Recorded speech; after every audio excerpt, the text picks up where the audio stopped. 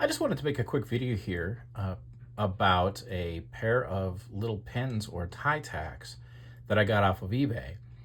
And the reason I wanted to is A, I'm excited about this for reasons you'll hear more about in a follow-up video.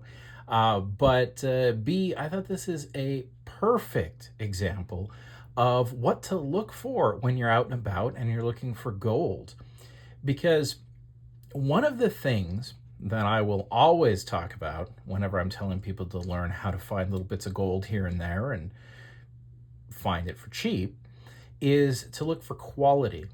Now, when we look at these two pieces, the piece on the bottom is not good. It is basically just a piece of trash.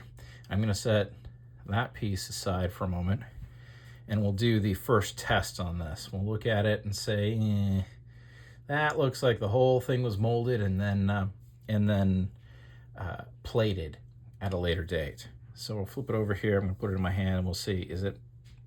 Yeah. See how it sticks to the magnet right then and there? That tells you this thing is not gold. Also, these are quite common and you find these all over the place. So we're gonna totally set that one aside. We know that one is trash. That's not what I bought this for. This other one is why I purchased this auction. Now, the first thing you might notice, the back doesn't matter here. These are never, well, at least in my experience, and take it for what it's worth, because I've only been doing this for about 3 years, but I've never seen one of these that was actually solid gold. So we're just going to ignore that for right now. That looks like a standard one. We're going to look at this. Now, the first thing that I noticed was that it looks like all of the stones are actually set. That is to say, each stone is put in place and then the metal is bent around it so that it is actually going to stay in place. And there's quite a bit of metal there. The second thing you'll notice is that that gold part looks awful shiny. Even though it's dirty, you can see in the middle, it's quite dirty here.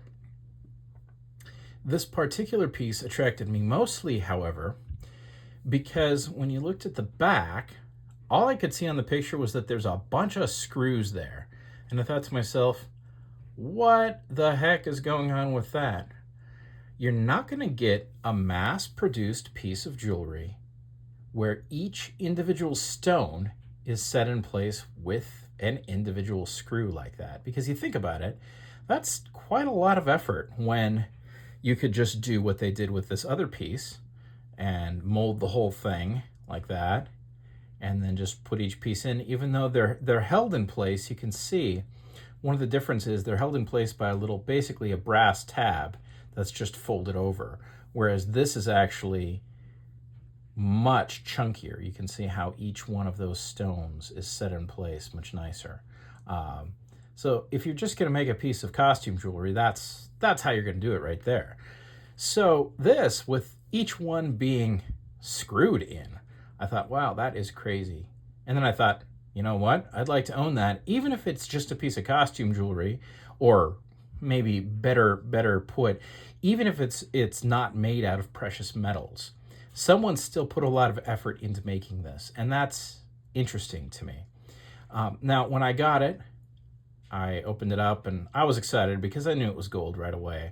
After you've been doing this for a while, maybe 3 years in my case, you look at something and you go, hey, that's gold. Now, I don't know if my camera is going to pick this up, but can you see how there's some writing right there at the top?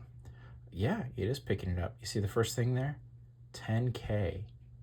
And then the rest is ESEMCO,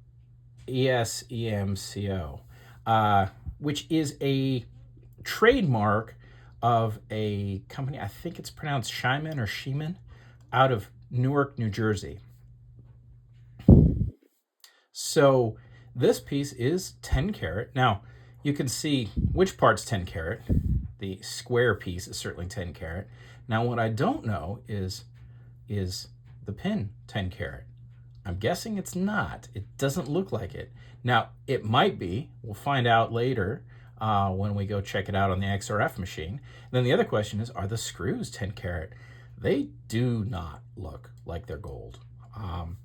But you know what we do have is we have a handy dandy magnet. I wonder what the magnet does to this. Shall we see? Well, it doesn't do anything.